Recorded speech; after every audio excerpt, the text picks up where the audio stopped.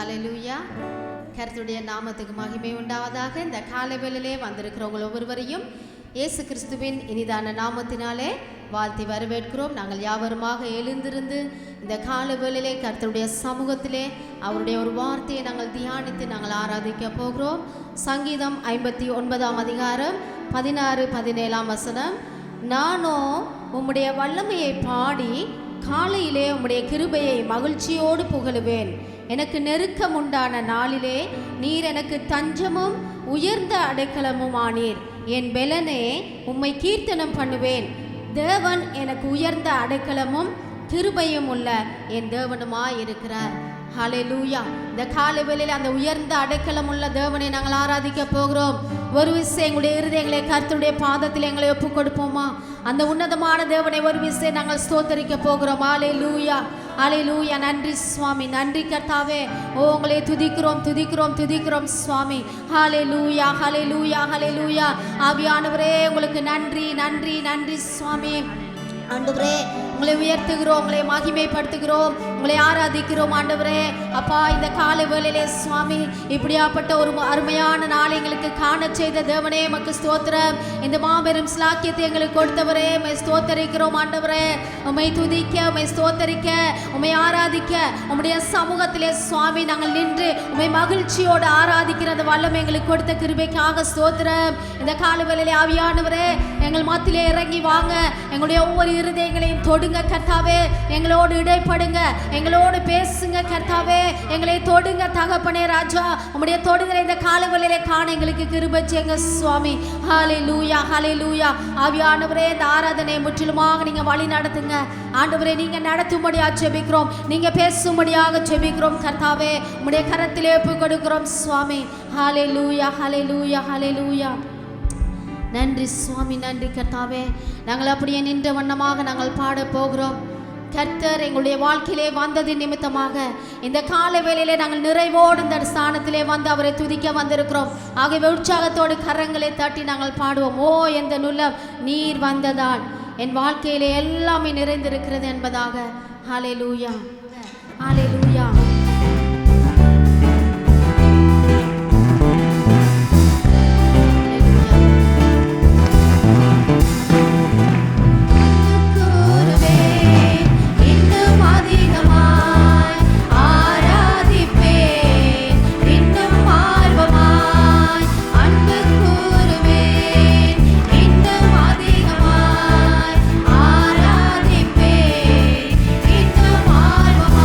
உம்மை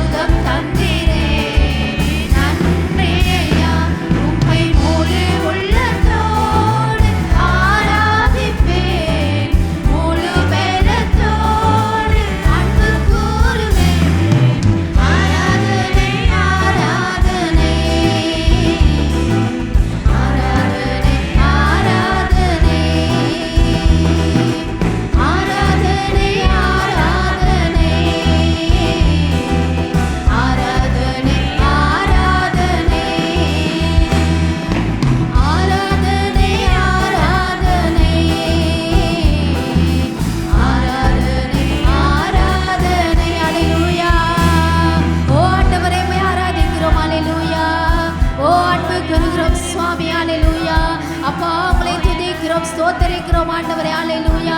ஓ எங்களுக்கு பலன் தந்தவரே மக்கு நன்றி சுவாமி. எங்களுக்கு சுகம் தந்தவரே மக்கு ஸ்தோத்திரம் கர்த்தாவே. யெகோவா ஈராக, யெகோவா ராஃபாவாக எங்களோடு இருக்கிற தேவனே உங்களை ஆராதிக்கிறோம் ஆண்டவரே. பலவீனத்திலே சுவாமி உம்முடைய பலத்தை எங்களுக்கு கொடுக்கிறவரே ஸ்தோத்திரிக்கிறோம் ஆண்டவரே. ஓ உங்களை ஆராதிக்கிறோம் சுவாமி. ஹல்லேலூயா. எங்களுடைய முழு உள்ளத்தோடு, முழு ஆத்துமாவோடு, முழு பலத்தோடு ஆண்டவரே நாங்கள் உமக்கு நன்றி செலுத்துகிறோம் கர்த்தாவே. உங்களுக்கு நன்றி சுவாமி. எங்களுக்கு சுகம் தந்தவரே ஸ்தோத்திரம். எங்களை பலப்படுத்துகிறவரே நன்றி சுவாமி. எங்களை நடத்தி வருகிற தேவனே ஸ்தோத்திரிக்கிறோம். எங்களை மறவாதபடி எப்பொழுதும் ஆண்டவரே எங்களை நினைக்கிற தேவனே எங்களை ஸ்தோத்திரிக்கிறோம் கர்த்தாவே சுவாமி. தாய் தன் பாலகனை மறந்தாலும் ஆண்டவரே நீர் எங்களை ஒருபோதும் மறவாத தேவன் கர்த்தாவே. யார் எங்களை கைவிட்டாலும் ஆண்டவரே நீர் எங்களை கைவிடாத தேவன் சுவாமி. எங்களை அணைத்துக் கொள்ளுகிறவர், எங்களை ஆதரிக்கிற தேவன் கர்த்தாவே சுவாமி. எப்பொழுதும் எங்களை மறவாமல் எங்களை வழி நடத்துகிற தேவனை ஆராதிக்கிறோம். ஹல்லேலூயா, ஹல்லேலூயா. நன்றி சுவாமி.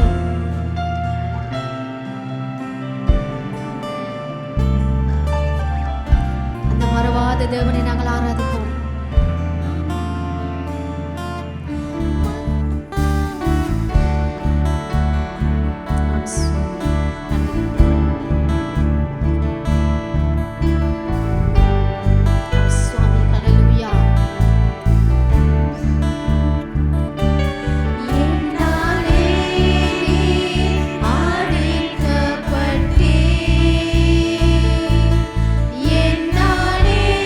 நீ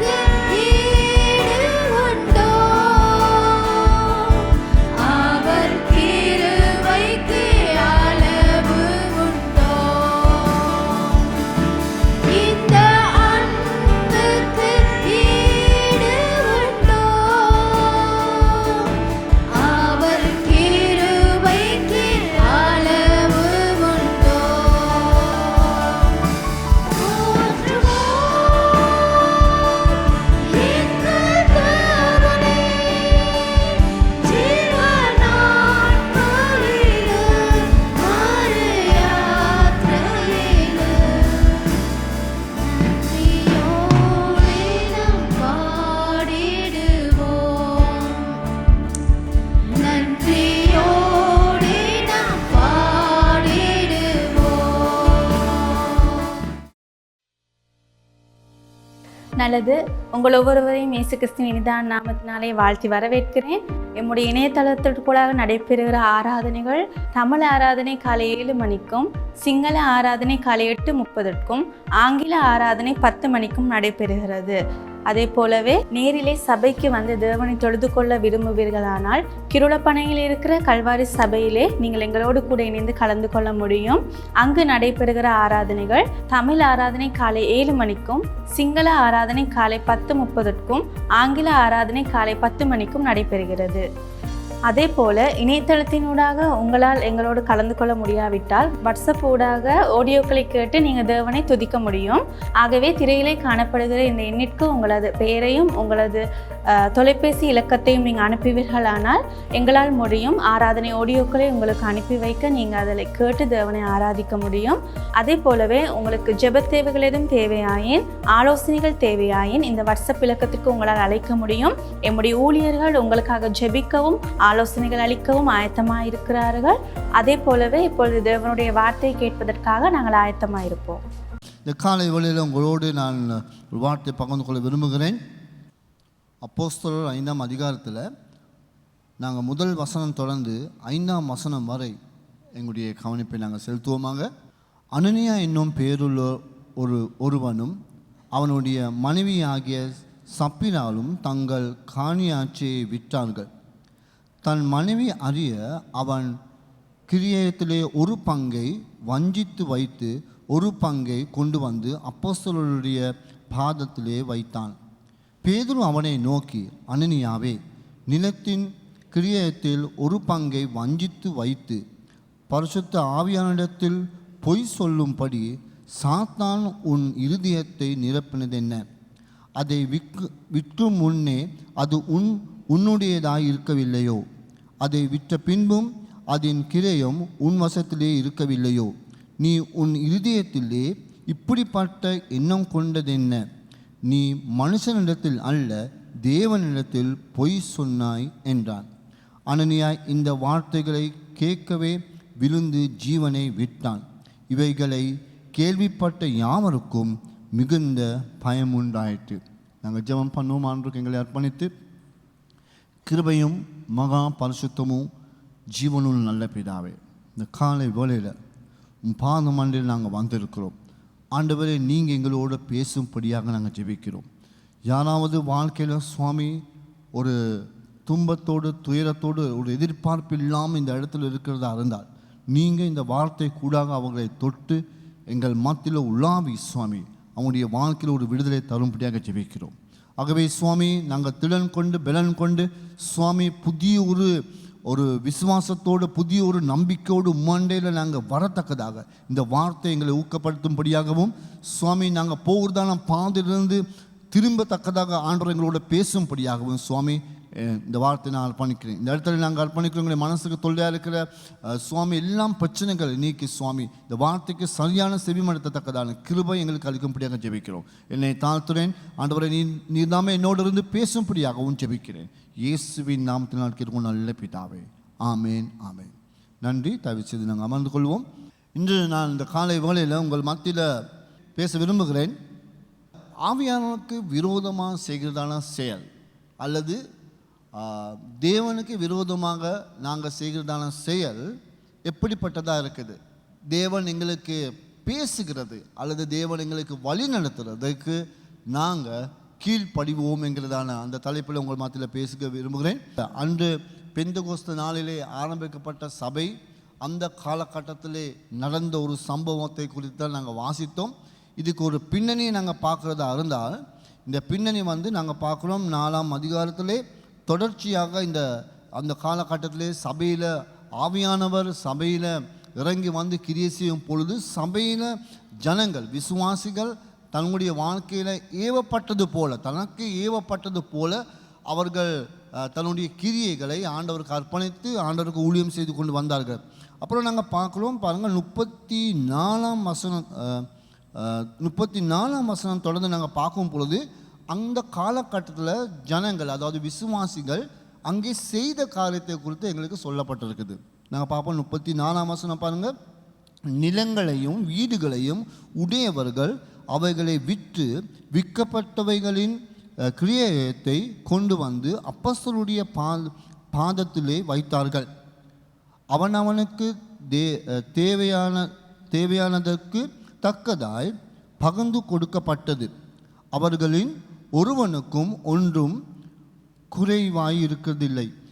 அங்கே நாங்கள் வாசிக்கிறோம், அந்த காலகட்டத்திலே விசுவாசிகள் சபைக்கு வருகிறவர்கள் அவர்கள் என்ன செய்தார்கள் என்று சொன்னால், தங்களுடைய காணிகளை அல்லது தன்னுடைய வீடு உடையவர்களை, சொந்த வீடுகளை, காணிகளை அவர்கள் விற்று அந்த பணத்தை கொண்டு வந்து சபைக்கு கொண்டு வந்தார்கள்.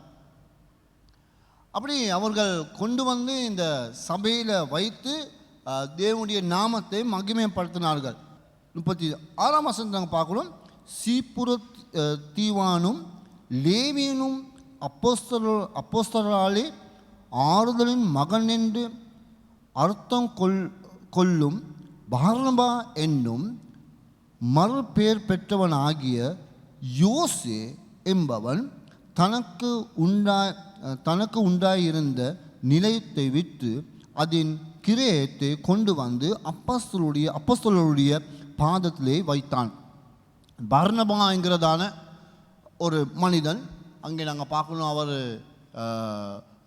இந்த அப்போஸ்தலர் நீங்கள் தொடர்ந்து வாசிக்கிறது அவர் ஊழியம் செய்கிறவராக இருக்கிற அவர்களும் கூட தன்னுடைய காணிக்கை அல்லது அந்த நிலத்தை விற்று அந்த காணிக்கையை கொண்டு வந்து அப்போஸ்தலருடைய பாதத்தில் வைத்தார்கள். இப்படி சபையில் அங்கே உள்ளவர்கள் யாவரும் தனக்கு ஏவப்பட்டது போல, பரிசுத்த ஆவியானவர் தன்னுடைய வாழ்க்கையில் ஏவப்பட்டது போல தனக்கு ஆண்டவருக்கு கீழ்ப்படிந்து அவர்கள் காரியங்கள் செய்து கொண்டு வந்தார்கள். அப்படி செய்து கொண்டு வருகிற நேரத்தில் தான் 5ஆம் அதிகாரத்தில் இந்த சம்பவம் நாங்கள் வாசிக்கிறதான சம்பவம் அங்கே நடக்குது. அனனியா என்னும் பேருள்ள ஒருவனும் அவனுடைய மனைவி ஆகிய சப்பீராலும் தங்கள் காணியாட்சியை விற்றார்கள். அனனியா சப்பீராங்கிறதான ஒரு குடும்பம் அங்கே அந்த காலகட்டத்திலே ஆண்டவருக்கு முன்பதாக வாழ்ந்து கொண்டிருந்தாங்க. இவர்கள் ஆண்டவரை அறிந்தவர்களாக, ஆண்டவரை தெரிந்த ஒரு குடும்பமாக அங்கே காணப்பட்டார்கள். அப்படி அவர்களும் என்ன செய்தார்கள் என்று சொன்னால், அவர்களும் மற்றவர்கள் செய்கிறது போல தன்னுடைய வாழ்க்கையில் ஆண்டவர் தனக்கு பேசினது போல அல்லது ஆண்டவர் தனக்கு வழிநடத்தினது போல தன்னுடைய வாழ்க்கையில் அவங்க ஒரு தீர்மானம் எடுத்தாங்க. தன்னுடைய காணியையும் தனக்கு இருக்கிறதான நிலத்தையும் விற்று அந்த விற்ற பணத்தை அப்போஸ்தலருடைய பாதத்திலே கொண்டு வந்து போடத்தக்கதாக அவர்கள் தீர்மானித்தார்கள். 2ஆம் வசனத்தை நாங்கள் பார்க்கிறோம். தன் மனைவி அறிய அவன் கிரியத்திலே ஒரு பங்கை வஞ்சித்து வைத்து ஒரு பங்கை கொண்டு வந்து அப்போஸ்தலருடைய பாதத்திலே வைத்தான். இந்த 2 பேரும் இடையில் என்ன நடந்ததுன்னு சொன்னால், அவர்கள் 2 பேரும் சம்பாசித்து பேசி கலந்துரையாடி ஒரு தீர்மானம் எடுத்தார்கள். ஒரு பங்கை தனக்கு வைத்து ஒரு பங்கை கொண்டு வந்து ஊழியக்காரனுடைய பாதத்திலே வைத்தார்கள். அந்த சபையில் 3ஆம் வசனத்தை நாங்கள் பார்க்குறோம். பேதுரு, பரிசுத்த ஆவியானவரால் வழிநடத்தப்பட்ட பேதுரு அவனை நோக்கி, அனனியாவே, நிலத்தின் கிரியத்தில் ஒரு பங்கை வஞ்சித்து வைத்து பரிசுத்த ஆவியானிடத்தில் பொய் சொல்லும்படி சாத்தான் உன் இருதயத்தை நிரப்பினது என்ன என்று அவர் கேட்கிறார். ஒரு பங்கை நீ வஞ்சித்து வைத்து ஒரு பங்கை கொண்டு வரத்தக்க அவர் சொல்கிறார், பரிசுத்த ஆவியானவரிடத்தில் பொய் சொல்லும்படி சாத்தான் உன் இருதயத்தை நிரப்புதல் என்ன என்று சொல்லி அவர் கேட்கிறார். பாருங்க, இங்கே இந்த அனனியாலும் சப்பீராவும் அவருடைய மனைவியும் சேர்ந்து இந்த இடத்துல வந்து சொன்ன காரியத்தை, அவங்க செய்த காரியத்தை ஊழியக்காரனாகிய பேதுரு முன்பதாக வரும்போது, பேதுரு பரிசுத்த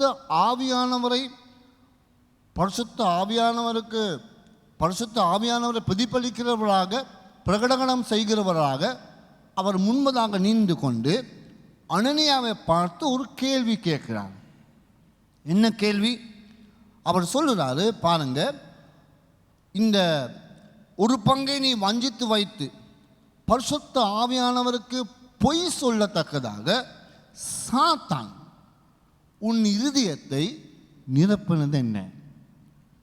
ஆவியானவர் உன்னை வழிநடத்தி கொண்டு வந்தார், ஆவியானவர் உன்னோட பேசினார், ஆவியானவர் சொன்ன விஷயத்துக்கு நீ கீழ்ப்படிந்து அதுபடி நடந்து அதுபடி செயல்பட்டு கிரியை செய்து கொண்டு வந்து இப்பொழுது பரிசுத்த ஆவியானவருக்கு முன்பதாக பொய் சொல்லத்தக்கதாகவும் சாத்தானும் இருதயத்தை நிரப்பினதுக்கு காரணம் என்ன?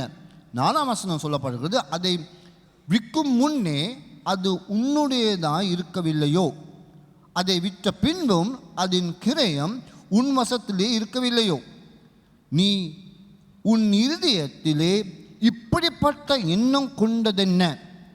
நீ மனுஷனிடத்தில் அல்ல தேவனிடத்தில் பொய் சொன்னாய் என்றார். அங்கே அவர் சுற்றி சுற்றி சொல்ல வர விஷயம் என்னன்னு சொன்னால், ஆவியானவருடைய வழிநடத்தலை பெற்றிருக்கிற நாம் அனைவரும் ஆண்டவர் நம் மத்தியில் கிரியை செய்து கொண்டு இருக்கிறவராக இருக்கிறார். ஹல்லேலூயா! எங்கள் மத்தியில் ஆண்டவர் கிரியை செய்கிறார். ஆமென். நாங்கள் விசுவாசிக்கிறோம், எங்கள் ஒவ்வொருத்தரும் மத்தியில் கர்த்தர் கிரியை செய்கிறவராக இருக்கிறார். இந்த இடத்துல நடந்த சம்பவத்தை குறித்து நாங்கள் பார்க்கும் பொழுது, அது அனனியாவுடைய வாழ்க்கையில் அவர் சிந்தித்து செயல்பட்டு திட்டமிட்டு செய்த காரியம் கர்த்தருக்கு முன்பதாக ஒரு அருவருப்பான ஒரு காரியமாக இருந்தது. ஆகவே பேதுரு அங்கே முன்பதாக வந்து அவர் சொல்கிற விஷயத்தை கூட நாங்கள் பார்க்கும் பொழுது, அவர் செய்த பாவத்தை குறித்து நாங்கள் பார்க்கும் பொழுது, அல்லது அவர் செய்த ஆண்டவருக்கு விரோதமாக செய்த காரியத்தை குறித்து பார்க்கும் பொழுது, ஆண்டவர் மேல் வைத்திருக்கிறதான நம்பிக்கை தன்னுடைய வாழ்க்கையில் அவன் வெளியரங்கமான காரியங்கள் செய்தாலும் கூட கர்த்தர் மேல் வைத்திருக்கிறதான நம்பிக்கை அற்றவனாக அவன் வாழ்ந்து கொண்டிருந்தான். கொஞ்சம் யோசித்து பாருங்க, அப்போஸ்தலர் 1ஆம் அதிகாரத்தில் 2ஆம் அதிகாரத்தில் பரிசுத்த ஆவியானவர் வந்து சபையில் ஒவ்வொருத்தர் மத்தியில் அவருடைய அக்கினி போல வந்து வரங்களை கொடுத்து ஆசீர்வாதத்தை கொடுத்து சபை ஆரம்பிக்கப்பட்டது. அந்த காலகட்டம் அந்த அந்த சூழ்நிலை தான் இந்த அந்த பின்னணியில் தான் இந்த சபை இந்த இவர்கள் இப்படி செய்கிறார்கள்.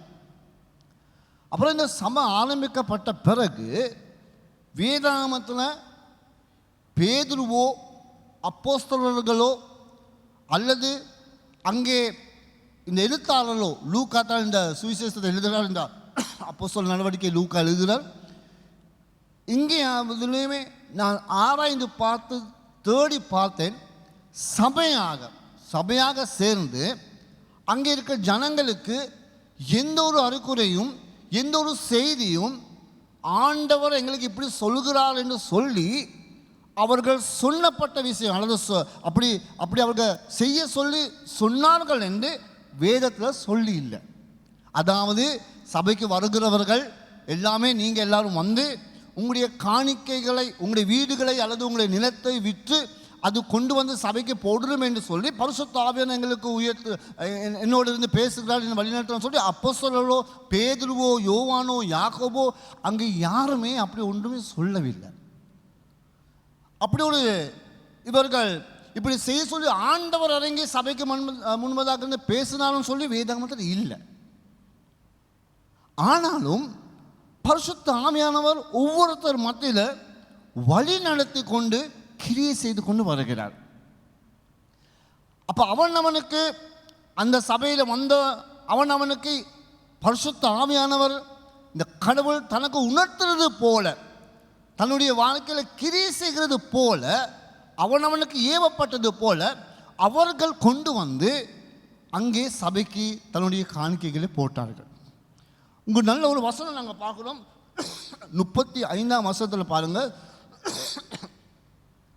அப்போஸ்தலருடைய பாதத்திலே வைத்தார்கள், அவர்கள் காணிகளை அவங்க விட்டு அப்போஸ்தலர் பாதத்தில் வைத்தார்கள். அவனவனுக்கு தேவையானதுக்கு தக்கதாய் பகிர்ந்து கொடுக்கப்பட்டது. அந்த கடைசி வரியை பாருங்கள், அங்கனைக்கு சொல்லப்படுகிற அந்த வார்த்தையில் அவர்களின் ஒருவருக்கும் ஒன்றும் குறைவாய் இருந்ததில்லை. திருப்பி வாசிங்க பார்ப்போம் எல்லாரும். அவர்களின் ஒருவனுக்கும் ஒன்றும் குறைவாய் இருந்ததில்லை. திருப்பி வாசிப்போமா? அவர்களின் ஒருவனுக்கும் ஒன்றும் குறைவாய் இருந்ததில்லை. யார் அதை பார்த்தது?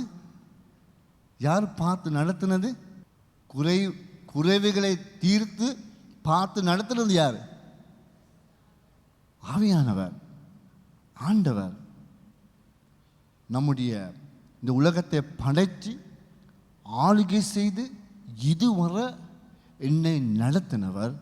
அங்கே யாருக்குமே எந்த ஒரு குறையுமே இல்லாமல் அவர் காத்து வந்தார்.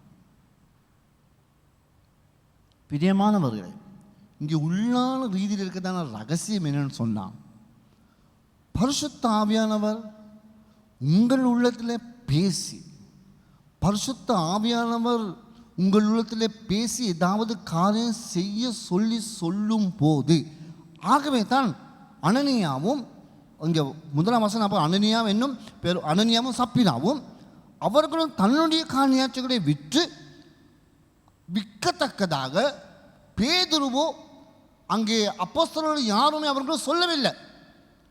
மேல வசனத்தில் நாங்கள் பார்க்குறோம், அங்கே அவர்களுக்கு எந்த ஒரு குறையும் இருக்கவில்லை. ஆனாலும் அந்த ஏவப்பட்ட விஷயம், பரிசுத்த ஆவியானவர் அங்கோடு பேசுகிற விஷயம், அவர்கள் ஏவப்பட்டு செய்த காரியம் மிகவும் ஒரு சிறப்பான ஒரு விஷயம். அது பாராட்டக்கூடிய ஒரு விஷயமாக இருக்கிறது. அதோடு சேர்ந்து நம்பிக்கை அற்றவர்களாக போன விஷயம் தான் எங்களுக்கு தப்பாக தோணுது.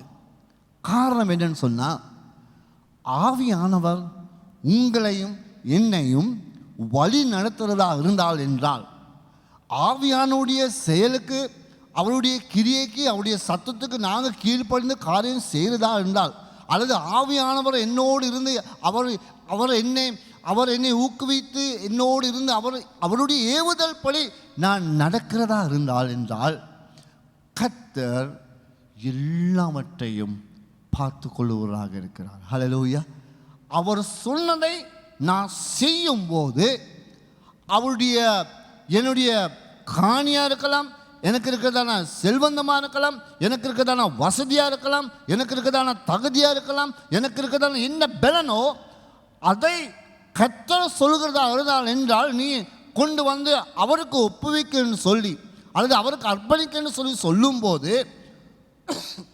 அப்படின்னா நான் பின்னால் திரும்பி எந்த ஒரு விஷயமோ நான் திட்டமிடவோ, நானே பார்த்து பேசி கலந்துரையாடி எனக்காகவும் நான் கொஞ்சம் காரியம் செய்து சேர்த்து வைக்கணும் என்கிறதான சிந்தனை அது சாத்தான் அந்த உள்ளத்தை நிரப்புறதான சிந்தனையாகத்தான் பேதுரு இங்கே சொல்லுகிறார். நான் உங்களுக்கு சொல்றது, பரிசுத்த ஆவியானவர் என் உள்ளத்தில் என்னோடு இருந்து நான் உன்னை பார்த்து கொள்வேன் என்று சொல்லும் போது, சாத்தான் எங்களுடைய உள்ளத்தை நிரப்புவான். சாத்தான் சிந்திக்க அல்லது சிந்திக்க வைப்பான். ஒரு சந்தேகமாக, நீ எல்லாத்தையும் கொடுத்தால் என்றால் எப்படி உன்னுடைய வாழ்க்கை நீ பார்த்துக்கொள்வ? இங்கே பாருங்க, பேதுரு அதுதான் சொல்லுகிறார். பேதுரு அவனை நோக்கி, அனனியாவே, நிலத்தின் கிரியத்தை ஒரு பங்கை நீ வஞ்சித்து வைத்து பரிசுத்த ஆவியானவரிடத்தில் பொய் சொல்லும்படி சாத்தான் உன் இருதயத்தை நிரப்பினது என்ன? ஆண்டவர் என்னோடு இருந்து எந்த காலமும் எந்த சூழ்நிலையும் நான் ஆண்டவருக்காக பணிந்து காரியம் செய்யும் பொழுது, அந்த ஆண்டவர் என்னை நடத்தி என்னை பார்த்து கொள்ளுகிறவராக இருக்கிறார். ஹல்லேலூயா. இன்றைக்கும் அவர் என்னை காத்து வழி நடத்துகிறவராக இருக்கிறார்.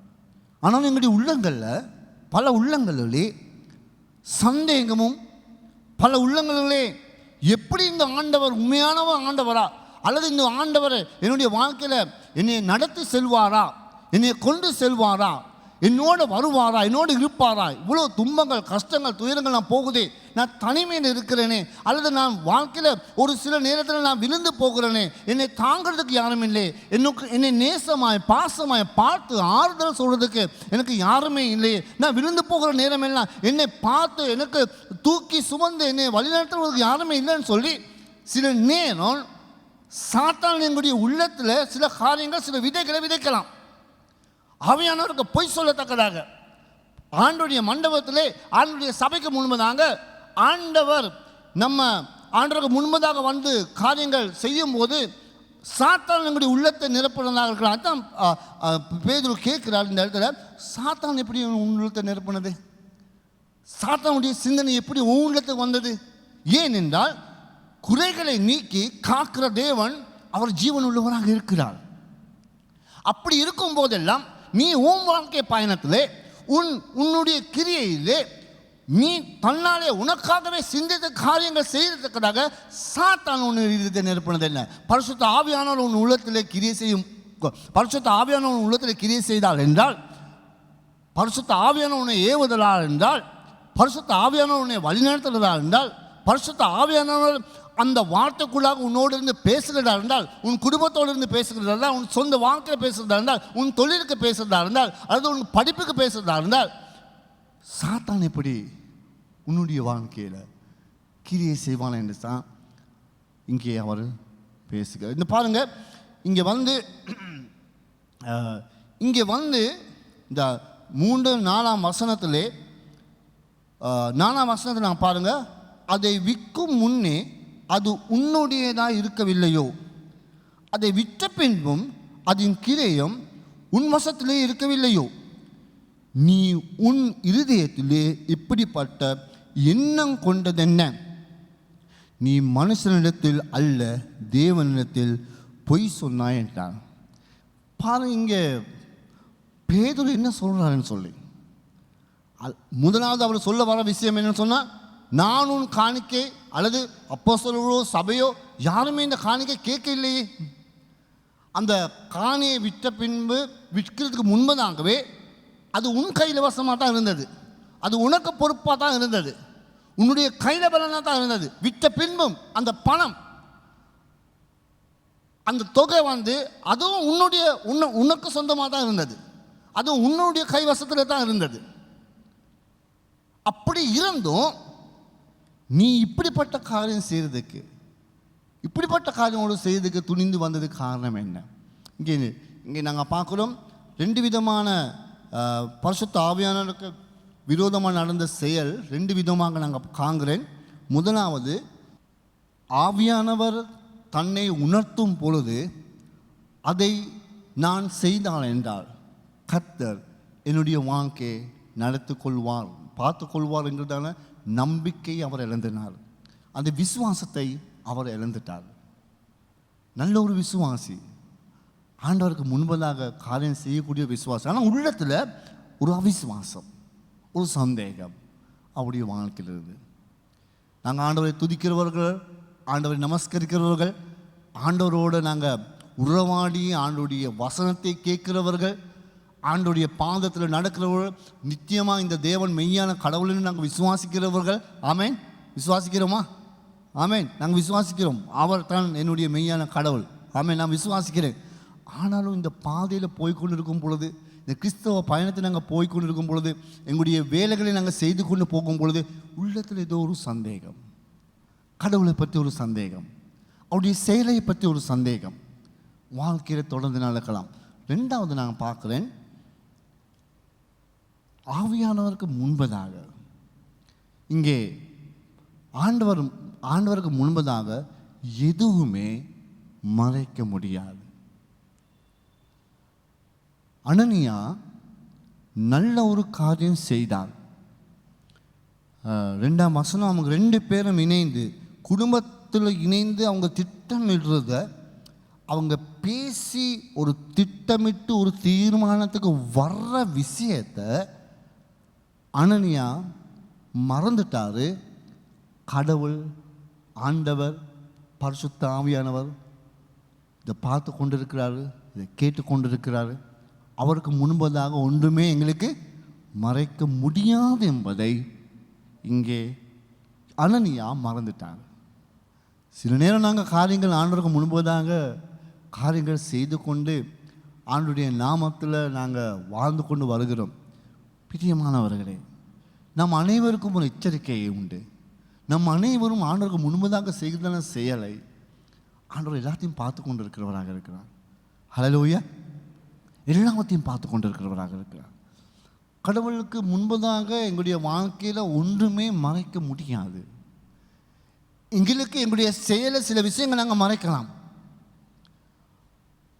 வெளியரங்கமான தோட்டத்தில் பார்க்கிலும் உள்ளத்தில் சில காரியங்கள் நாங்கள் மறைத்து காரியங்கள் செய்யலாம். ஆனால் தேவன் அது எல்லாத்தையும் பார்த்து கொண்டு இருக்கிறவராக இருக்கிறார்.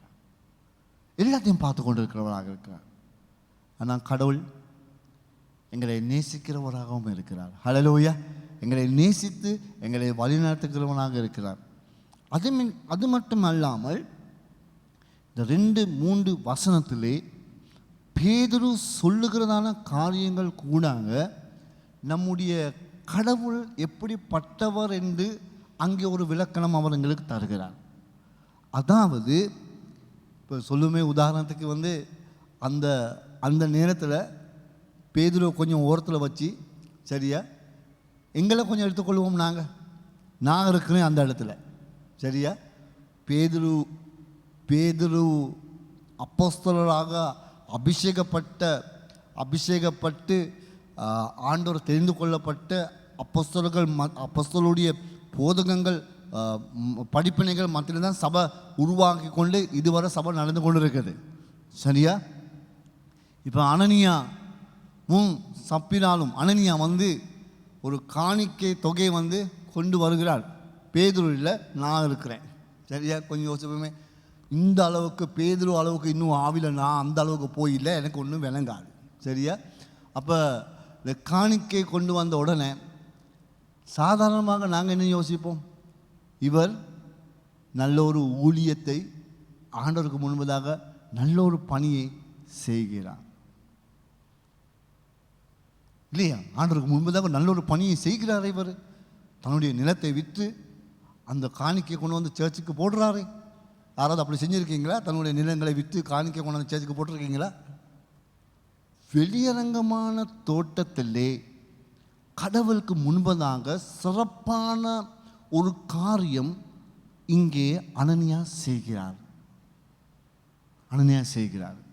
யாருக்குமே தெரியாது, சப்பீராவுக்கு மட்டும்தான் தெரியும். வேற யாருக்கு தான் தெரிய போகுது? சபையில் யாருக்கும் தெரியுமா? பேதுருக்கு தெரியுமா? இல்லை, இன்னும் தெரியாது, யாருக்குமே தெரியாது. பேதுரு பரிசுத்த ஆவியானவரால் நிரப்பப்பட்டு உணர்த்தப்பட்டு பேசுகிறார். சபைக்கு கொண்டு வந்த உடனே அவர் என்னத்தை சொல்ல வருகிறார்? உன் காணிக்கை சம்பந்தமான பணத்தின் சம்பந்தமான பிரச்சனை இல்லை இங்கே இருக்கிறது என்பதை அவர் உணர்த்துகிறார். சில பேர் யோசிக்கிறது பணம் சம்பந்தமான பிரச்சனை தான் இங்கே கொண்டு வந்திருக்குன்னு சொல்லி. சில நேரத்தில் நாங்கள் அப்படி தான் யோசிப்போம். இங்கே பணத்துக்கு பார்க்கிலும் அவர் செய்த ஊழியத்தை பார்க்கிலும் வெளியரங்கமான தோட்டத்திலே நாங்கள் கடவுளை ஆண்டவரை அலங்கரிக்க, வர்ணிக்க, உயர்த்த, காரியங்கள் செய்ய எங்களுடைய வாழ்க்கையில் நாங்கள் முன்வந்து காரியம் செய்ததாக இருந்தாலும் கூட என்னுடைய ஆண்டவர் வெளியே மனிதனை பார்க்கறது போல அல்ல, அவர் என்னுடைய உள்ளத்தை பார்க்கிறவர் என்கிறதை குறித்து சபைக்கு இங்கே உணர்த்துகிறார். சில நேரம் நாங்கள் யோசிக்கலாம், வெளியரங்கமான தோட்டத்திலே நாங்கள் பல காரியங்கள் ஆண்டவருக்கு செய்கிறோம் தானே, ஆண்டவருக்கு ஊழியம் எல்லாம் நாங்கள் செய்கிறோம் தானே, ஆண்டவரை நாங்கள் நாமத்தை வழிநடத்துகிறோம் தானே, மேடையிலெல்லாம் நாங்கள் ஊழியம் செய்கிறோம் தானே, நான் கூட பிரசங்கம் பண்ணுறேன் தானே, ஆண்டவருக்கு முன்பதாக ஹோம்ஸில் நான் போகிறேன் தானே, அல்லது நான் சண்டே ஸ்கூல் நான் டீச் பண்ணுறேன் தானே, பல காரியங்கள் நான் செய்கிறேன். வெளியரங்கமான தோட்டத்தில் வெளியரங்கமாக காரியங்கள் நாங்கள் செய்து கொண்டு இருந்தாலும் கூட ஆண்டவர் நாங்கள் இங்கே சாதாரணமாக அமர்ந்திருந்தாலும், மேலே இருந்தாலும், ஊழியம் செய்தாலும், பிரசங்கம் பண்ணி கொண்டு இருந்தாலும் கர்த்தர் எதை பார்க்கிறார்? என் உள்ளத்தை பார்க்கிறவராக இருக்கிறார். என் உள்ளத்தை பார்க்கிறவராக இருக்கிறார். நான் சாத்தானுக்கு நிரம்பி இருக்கிறவனா, சாத்தானுடைய சிந்தனை நிரம்பி இருக்கிறவனா, பரிசுத்த ஆவியானவரை ஏமாற்றுகிறவனாக இருக்கிறவனா, அல்லது நான் தேவனுக்கு முன்பதாக உண்மையான கருத்தோடு இருக்கிறவனா என்று சொல்லி ஆண்டவர் எங்களை சிந்திக்கிறவராக இருக்கிறார். சில நேரம் நாங்கள் கோடிக்கணக்கான கணக்கு கொண்டு வந்து சபைக்கு கொடுக்கலாம், பல ஊழியங்கள் நாங்கள் ஆண்டவர் முன்பதாக செய்யலாம். அதெல்லாம் மேல், அதெல்லாம் உயர்த்தப்படுத்த பாராட்டக்கூடிய காரியங்கள், விஷயங்கள் தான் எல்லாமே. சில நேரம் நாங்கள் ஊழியத்துக்காக வாஞ்ச உள்ளவர்களாக நாங்கள் இருக்கலாம், அதுவும் நல்லது. ஆண்டவருக்கு முன்பதாக, பரிசுத்த ஆவியானவருக்கு முன்பதாக நான் துணிஞ்சு எப்பொழுதுமே ஊழியம் செய்கிறது தான் என்னுடைய வாழ்க்கையில் நிம்மதி சமாதானம். என்னுடைய வாழ்க்கையில் ஆண்டவருக்காக ஊழியம் செய்கிறது. ஆனால் அதை பார்க்கிலும் கர்த்தர் என்னுடைய ஊழியம் செய்கிறதுனால என்னை வழிநடத்துறது கிடையாது, என்னை உயர்த்துறது கிடையாது. நான் ஒவ்வொரு நாளும் அதிகாலையில் எழும்பி காரியங்கள் செய்கிறேனே, அதுக்காக கர்த்தர் என்னை உயர்த்துறது கிடையாது. இல்லை, அப்படி செய்ய மாட்டார் ஒரு நாளும். ஆண்டவர் என்னுடைய வாழ்க்கையில் என்னுடைய இதயத்தை பார்க்கிறவராக இருக்கிறார். பிரியமானவர்களே, இந்த காலை வேளையில் உங்களுடைய இருதயம் எப்படிப்பட்டது? ஆண்டவருக்கு முன்பதாக, கடவுளுக்கு முன்பதாக ஆண்டவர் என்னுடைய வெளிரங்கமான தோட்டத்தில் இருக்கிறதான அவருடைய வர்ணிப்பை பார்க்கிலும் அவர் என்னுடைய உள்ளத்தை பார்க்கிறவராக இருக்கிறார். இன்று காலை வேளையில் வெளியரங்கமாக நீங்கள் ஒன்றுமே செய்யாமல் இருந்தாலும் கூட, ஒன்றுமே என்னால் இந்த சபைக்கு ஒன்றுமே நடக்கலைன்னு நீங்கள் யோசிக்கிறதா இருக்கலாம். ஆனால் உங்களுடைய உள்ளத்தை பார்த்து உங்களை கனப்படுத்துகிற தேவன் இருக்கிறார். ஹல்லேலூயா. அனனியா மறந்த விஷயம் என்னன்னு சொன்னான், என்னை பார்க்கிறவர், என்னை நடத்துகிறவரை அவன் மறந்து ஆண்டவருடைய ஞானத்திலே, ஆண்டவருடைய வழிநடத்திலே, அவருடைய பார்வையிலே அவன் சிந்தியாமல் தன்னுடைய திட்டத்தை, தன்னுடைய வசதியை, தனக்கு வாழ்க்கை தேவையானதை சிந்தித்து ஒரு தவறு செய்தான். ரெண்டாவது, ஆண்டவருக்கு முன்பதாக நாங்கள் செய்கிறதான காரியம் ஆண்டவர் அவ்வளோ அதை பார்க்காமலும் அவர் பெருசாக அதை எடுக்க மாட்டார் என்கிறதான ஒரு சிந்தனை. கடவுளுக்கு முன்பதாக எதுவும் எப்படி எங்களுக்கு நடக்கலாம் என்கிறதான ஒரு சிந்தனை. ஆண்டவருக்கு முன்பதாக காரியங்கள் செய்து அங்கே இங்கும் பாஞ்சு போகலாம் என்ற ஒரு சிந்தனை. அதுக்கும் பார்க்கிலும் வெளியரங்கமான காரியத்தை பார்த்தா போதும், கடவுள் அதை பார்த்து ஆசீர்வதிப்பாருங்கிறதான சிந்தனை அவனுடைய உள்ளத்தில் இருந்தது. பரிசுத்த ஆவியானவர் என்னை பலப்படுத்துகிற தேவனாக இருக்கிறார். அவர் என் உள்ளத்தை பார்க்கிறவராக இருக்கிறார். உள்ளத்தை பார்க்கிறவர் என் உள்ளம் வந்து, ஆண்டவரே நான் பலவீனமாக இருக்கிறேன், ஐயோ நான் நான் பாவம் செய்துட்டேன், நான் பொய் சொல்லிட்டேன், என்னை மன்னிச்சு கொள்ளுங்க. என் பெற்றோருக்கு விரோதமாக நான் செயல்பட்டுட்டேன், ஆண்டவரை உமக்கு விரோதமாக செயல்பட்டுட்டேன், சபைக்கு விரோதமான செயல்பட்டுட்டேன், ஊழியத்துக்கு விரோதமாக செயல்பட்டுட்டேன். ஆண்டவரை நான் எவ்வளோ தூரம் அதை மறைச்சி வைக்க ட்ரை பண்ணுறேனோ, கர்த்தர் அதை பார்த்து கொண்டு இருக்கிறார். கர்த்தர் இப்பொழுதும் எங்களோடு உள்ளத்தை பேசுகிறார். அதுக்கு பிறகு இங்கே பாருங்கள், ஆண்டவர் என்னை நடத்தினவரை மறந்து இவன் இப்படி கிரியை செய்யும் பொழுது 8ஆம் வசனத்தில், அப்பொழுது அவனை விழுந்தார்கள், அப்பொழுது வாலிபர்கள் வந்து அவனை அடக்கம் பண்ணார்கள். 8ஆம் வசனம், 7ஆம் வசனம் என்ன பண்ணுவோம், ஏறக்குரிய 7ஆம் வசனம் பாருங்கள். ஏறக்குரிய 3 மணி நேரத்துக்கு பின்பு அவனுடைய மனைவி தன்னிடத்தில் நடந்ததை அறியாமல் உள்ளே வந்தார். இப்போ யார் வருகிறார்? மனைவி வருகிறார். சரியா? 3 மணி நேரம் பிந்தி அவர் வருகிறார். வரும் பொழுது பேதுரு ஐயா அங்கே இருக்கிறாரு. பேதுரு தான். பேதுரு அவளை நோக்கி, நிலையத்தில் இவ்வளவுக்கு தானா விற்றீர்கள், எனக்கு சொல் என்றான். அப்படி ஒரு 3 மணி நேரம் ஆகிட்டு மனைவி வாரா சர்ச்சுக்கு தன்னுடைய கணவனை தேடிக்கொண்டு, என்னடா இந்த மனுஷன் சர்ச்சுக்கு போனால் இன்னும் காணோம் என்று சொல்லி மனைவி வாரா. நம்முடைய சபையெல்லாம் கணவர் மார்க்க தேடிக்கொண்டு போவாங்க மனைவி, ஆனால் மனைவி தேடிக்கொண்டு வரா கணவனை. ஐயா சர்ச்சுக்கு போனார், அங்கே என்னமோ நடந்துட்டோ, ஆக்சிடெண்ட் ஏதாவது போயிட்டோ, மேலே கீழாவது போயிட்டாரோ, வந்தவரை இன்னும் காணுமே என்று சொல்லி சர்ச்சுக்கு வாரான். வந்த உடனே பேதுரு ஐயா அன்னைக்கு நிற்கிறாரு. நின்று அவர் கேட்குறாரு, இந்த அளவுக்கா நீங்கள் உங்களுடைய நிலத்தை விற்றீர்கள் என்று சொல்லி கேட்குறாரு. இப்படி கேட்கும் போதே இந்த மனைவிக்கு என்ன நினச்சிருக்கணும்? ஆஹா, என்னமோ உண்டு இங்கே உள்ளே நடந்திருக்குதுன்னு சொல்லி தோண வேணாமா? என்னமோ ஒன்று நடந்திருக்குது, கணவனையும் காணமே, எங்க ஐயா அவரை சேச்சில் ஒரு பக்கம் காணோம், அவரும் இல்லை, என்னமோ ஒன்று நடந்திருக்குதுன்னு சொல்லி கொஞ்சம் சார் யோசிக்க வேணாமா? பேதுரு இந்த இடத்துல கேட்ட விஷயம் என்ன? கேட்ட விஷயம் அவன் பரிசுத்த ஆவியானவர் இடத்திலே, பரிசுத்த ஆவியானவருக்கு முன்பதாக நிற்கிற ஒரு ஊழியக்காரனாக அங்கே அவர் பிரதிபலித்து கொண்டு நின்று அவர் கேட்கிறார். அவள் என்ன பதில் சொல்கிறார்? ஆம், இவ்வளவு தான் என்றான். அந்த நேரமாவது, ஐயா எங்களை கொஞ்சம் மன்னிச்சு கொள்ளுங்க ஐயா, இந்த மனுஷன் கொஞ்சம் எனக்கு சொன்னாங்க, நாங்கள் கொஞ்சம் எடுத்து வச்சுக்கொள்வோம்னு சொல்லி நான் சொன்னேன், வேணாம் வேணாம் இப்படி செய்யாதன்னு சொல்லி கேட்கவில்லையே என்று சொல்லி, ஐயா எங்களை கொஞ்சம் மன்னிச்சு கொள்ளுங்க, தப்பு நடந்துட்டு ஐயா சொல்லி ஒரு வார்த்தை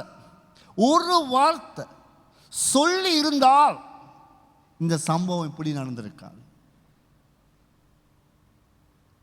நான் நினைக்கிறேன் இந்த 2வது தருணம் அவர்களுக்கு கொடுக்கப்பட்டது மனம் திரும்ப பேசப்படுகிறது. ஆனால் இவள் இந்த இடத்துல எடுத்தது இது பேதுரு தனக்கு ஏதோ சொல்கிறார், தன்னுடைய வாழ்க்கையில் தேவையில்லாத விஷயத்துக்கு கை போடுறார் என்று சொல்லி அவர் யோசித்து கொண்டிருக்கலாம். ஆனால் பேதுரு ஒரு சந்தர்ப்பத்தை கொடுக்கிறார் மனம் திரும்ப. ஆனால் இவர்கள் 2 பேரும் இணைந்து காரியம் செய்த நிமித்தமாக தப்பாகவே போகணும், தானும் கூட பொய் சொல்லத்தக்கதாக, துணிந்து வரத்தக்கதாக தப்பு அல்லது தவறு, பாவம் அந்த அளவுக்கு அவர்களே தள்ளப்பட்டிருக்குது. நாங்கள் ஏனோ தானொன்று யதார்த்தமாக பொய் சொல்வது கிடையாது, யதார்த்தமாக நாங்கள் காரியம் செய்கிறது கிடையாது, தப்பி தவறு நடந்துட்டு சொல்லி காரியங்கள் செய்கிறது கிடையாது. திட்டமிட்டு பரிசுத்த ஆவியானவருடைய ஏவுதலை நினைச்சு அதை பார்த்து அதை நாங்கள் நல்லா தெரிஞ்சு அறிஞ்சு தான் காரியங்கள் நாங்கள் செய்கிறது. கிறிஸ்தவர்களாக இருக்க நாம் அனைவரும்.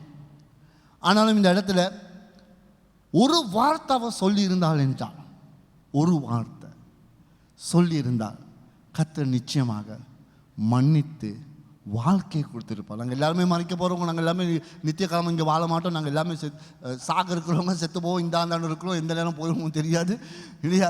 சில நேரத்தில் ராத்திரிக்கு மாறுபடைப்பு வருது, தலைவலி வருது, அந்த வலி வருது. இப்போ நேரம் இந்த காலத்தில் என்னையாவது ஒரு வலி வந்தால் பட்ட நாங்கள் யோசிக்க வேண்டியது இருக்குது, அந்த வலி வருமோ, இந்த வலி வருமோ, அப்படி வருமோ, இப்படி வருமோ, பல சிந்தனைகள் எனக்கு வருது.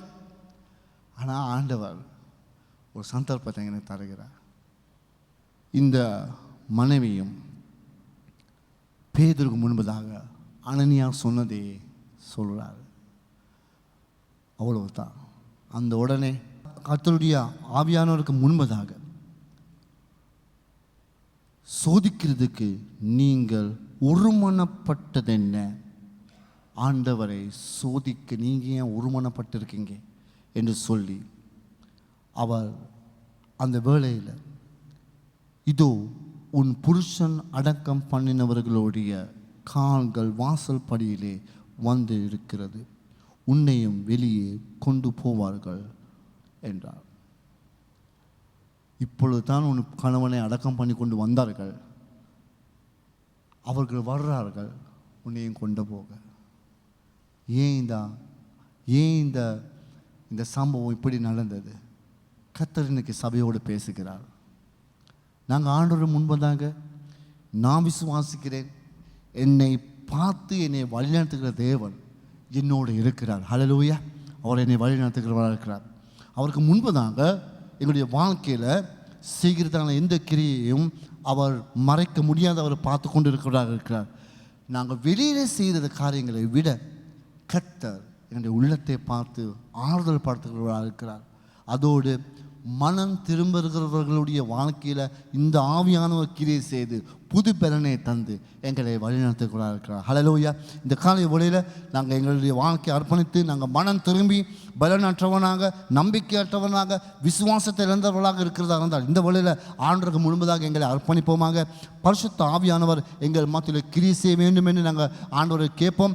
ஆண்டவரை என் உள்ளத்தில் வாங்க என்று சொல்லி நாங்கள் கேட்போம். என்னுடைய குடும்பத்துக்கு வாங்க, என்னுடைய உள்ளத்தை நிரப்புங்க, என்னுடைய வாழ்க்கையை நிரப்புங்க ஆண்டவரே, என்னுடைய மனதை மாற்றுங்க என்று சொல்லி நாங்கள் ஆண்டவருக்கு அர்ப்பணிப்போம். கர்த்தர் உங்களுடைய உள்ளத்தை பேசுகிறார். ஆகவே இந்த காலை வேளையில் நாங்கள் எளிமை நின்று ஆண்டவருக்கு எங்களை அர்ப்பணிப்போம். கர்த்தாவே, நீர் என் மத்தியில் வாசம் பண்ணுகிற தேவனாக இருக்கிறான். உமக்கு முன்பதாக என்னுடைய முழு உள்ளத்திலான அந்த பலியை செலுத்த சுவாமி நீர் எனக்கு ஆசீர்வதிங்க என்று சொல்லி நாங்கள் எங்களை ஆண்டவருக்கு அர்ப்பணிப்போம். ஆவியானவர் எங்கள் மத்தியில் ஆசீர்வாடுகிறார். அந்த பரிசுத்த ஆவியானவருக்கு நாங்கள் இடம் கொடுப்போம். ஆவியானவரே, நீர் என் உள்ளத்தில் வாங்க. ஹல்லேலூயா சுவாமி.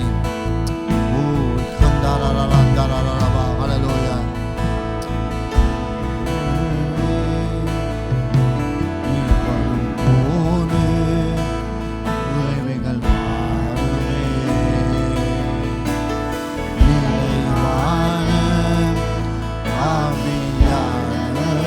எங்களுடைய உள்ளத்தை நாங்கள் அர்ப்பணிப்போம்.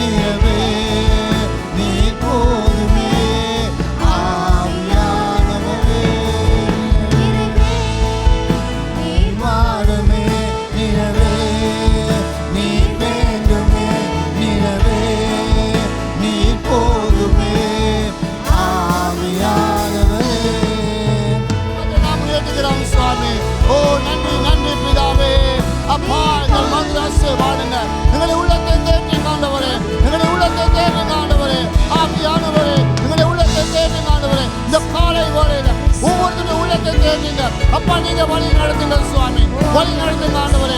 கர்த்தாவே, நீர் தாமே எங்கள் மத்தியில உள்ளாவுங்க, நீர் தாமே எங்கள் மத்தியில தெரிவு செய்கிறவராக இருக்கீங்க. உடைய நாமத்தை கொண்டு நாங்கள் ஜெபிக்கிறோம். ஓ ஹல்லேலூயா. அப்பாமே நாமத்தை துதிக்கிறோம். நன்றி ஆண்டவரே சுவாமி. ஹல்லேலூயா ஹல்லேலூயா. கர்த்தாவே, ஓ நன்றி சுவாமி, மே துதிக்கிறோம் ஆண்டவரே சுவாமி. அப்பா, நீர் வந்தால் என் உள்ளத்தில் முடியாததும் சாத்தியமாகும் சுவாமி. எனக்கு முடியாத பலவீனங்கள் சுவாமி நீங்க பலவான்களாக மாற்றத்தக்கதான வல்லமை உள்ளவர் ஆண்டவரே சுவாமி. ஹல்லேலூயா. நீ என்னை வழி நடத்துறதா இருந்தால் நீ எல்லாவற்றையும் பார்த்து கொள்கிற தேவனாக இருக்கிறேன் ஆண்டவரே சுவாமி. ஹல்லேலூயா. சுவாமியை நாம் துதிக்கிறோம் ஆண்டவரே. மேன்மே நம்பிக்கை வச்சு மேன்மே நம்பிக்கையோடு வாழ, அந்த விசுவாசத்தோடு வாழ சுவாமி நீங்க எங்களுக்கு ஆசீர்வதிங்க சுவாமி. எங்களுடைய பலமோ எங்களுடைய கைவசதியோ எங்களுடைய பணமோ அல்ல எங்களை கொண்டு செல்வது, உம்முடைய ஆவியானவரே எங்களை கொண்டு செல்கிறவராக இருக்கிறார். ஹல்லேலூயா சுவாமி. உம்மை துதிக்கிறோம். இந்த காலை வேளையில உம் பாதம் அண்டை நாங்கள் வருகிறோம். இதோ எங்கள் மத்தியில் வாசம் பண்ணுகிற எங்கள் நல்ல பிதாவே, சபை மத்தியில் வாசம் பண்ணி சுவாமி பலனற்றவர்களாக இருக்கிறவர்களாக இருக்கலாம், விசுவாசத்தை இழந்தவர்களாக இருக்கிறதா என்றால் சுவாமி நீங்க அவர்களை வாழ்க்கையை புதுப்பித்து புது பலனை தந்து வழி நடத்தி ஆசீர்வதிக்கும்படியாக ஜெபிக்கிறோம். யாராகலும் ஐயோ நான் பாவம் செய்துட்டேன், உண்மை நான் அசட்டை பண்ணிட்டேன், ஐயோ என்னுடைய வாழ்க்கையில எனக்கு நிம்மதி இல்லை என்று சொல்லுகிறதா இருந்தால் இப்பொழுது நீங்க தொட்டு கல்வாரி மலையில் வருகிறதான அந்த இரத்தினாலே கழுவி சுத்திகரித்து புதிய ஜீவனை தரும்படியாக நான் ஜெபிக்கிறேன். இப்பொழுது தேவனுடைய கிருபையும் குமாரனுடைய அன்பு பாசம் இரக்கமும் தயவும் பரிசுத்த ஆவியானுடைய வழி நடத்தலும் இன்றும் என்றும் எப்பொழுதும் எங்களோடு இருப்பதாக. ஆமேன், ஆமேன், ஆமேன், ஆமேன்.